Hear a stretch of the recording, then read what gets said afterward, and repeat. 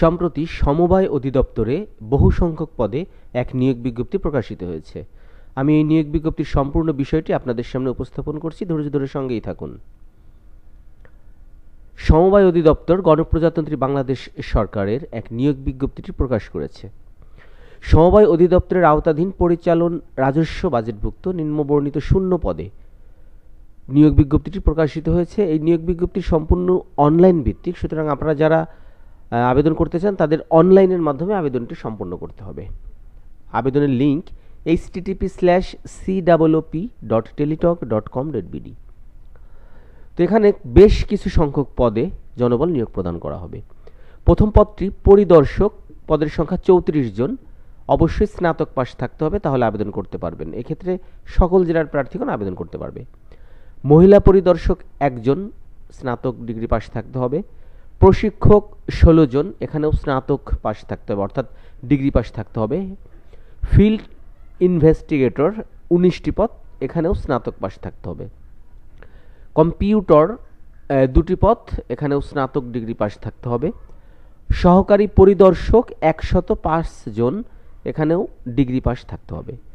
মহিলা সহকারী পরিদর্শক 2টি পদ, এখানেও স্নাতক ডিগ্রি পাস থাকতে হবে।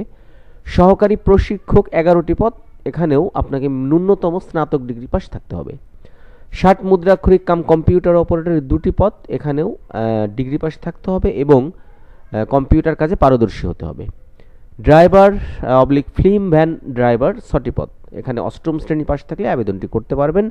তবে ভারী যানবাহন অথবা হালকা যানবাহন চালনার বৈধ লাইসেন্স থাকতে হবে। তাঁত সুপারভাইজার 5টি পদ, এখানে আপনাকে মিনিমাম সরকারি বয়ন স্কুল বা স্বীকৃত টেক্সটাইল ইনস্টিটিউট হতে কারিগরি কোর্স উত্তীর্ণ হতে হবে। ক্যাশিয়ারে 4টি পদ, এখানে উচ্চ মাধ্যমিক পাস, অর্থাৎ বাণিজ্য বিভাগে উচ্চ মাধ্যমিক পাস থাকতে হবে। অফিস সহকারী কাম কম্পিউটার অপারেটরে 108টি পদ, এখানে উচ্চ মাধ্যমিক পাস থাকতে হবে এবং কম্পিউটার কাজে পারদর্শী হতে হবে। ডাটা এন্ট্রি অপারেটরে 1টি পদ, এখানে উচ্চ মাধ্যমিক পাস থাকতে হবে এবং কম্পিউটার কাজে পারদর্শী হতে হবে। সহকারী ফিল্ম অপারেটরে 2টি পদ, এখানেও আপনাকে মিনিমাম এসএসসি পাস থাকতে হবে এবং প্রজেক্টর চালনার অভিজ্ঞতা থাকতে হবে। নৈশ প্রহরী 4টি পদ, এখানে 8ম শ্রেণী পাস থাকতে হবে এবং অফিস সহায়ক 189টি পদ, এখানেও আপনাকে এসএসসি পাস থাকলে আপনি আবেদনটি করতে পারছেন। তো সুতরাং দেখা যাচ্ছে 17টি ক্যাটাগরিতে বহু সংখ্যক জনবল নিয়োগ প্রদান করবে। এবার আসি আবেদন করার শুরুর তারিখ।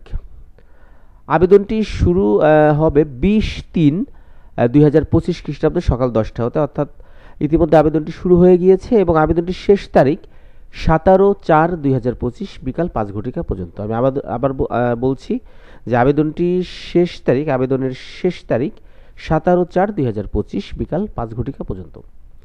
অনলাইনে আবেদন সঠিকভাবে সাবমিট করার পর অনধিক 72 ঘন্টার মধ্যে প্রার্থীকে 1 হতে 4 নং পদের জন্য 168 টাকা এবং 5 হতে 14 নং পদের জন্য 112 টাকা এবং 15 হতে 17 নং পদের জন্য 56 টাকা অবশ্যই প্রদান করতে হবে। তবে ক্ষুদ্র নৃগোষ্ঠী, শারীরিক প্রতিবন্ধী ও তৃতীয় লিঙ্গ প্রার্থীদের জন্য 56 টাকা প্রদান করলে আবেদনটি সম্পূর্ণ করা যাবে। আর অনলাইনে আবেদন করতে কি কি প্রয়োজন আমি আমার ভিডিও ডিসক্রিপশন বক্সে দিয়ে রেখেছি, আপনারা সেখান থেকে দেখে আবেদনটি সম্পূর্ণ করতে পারেন।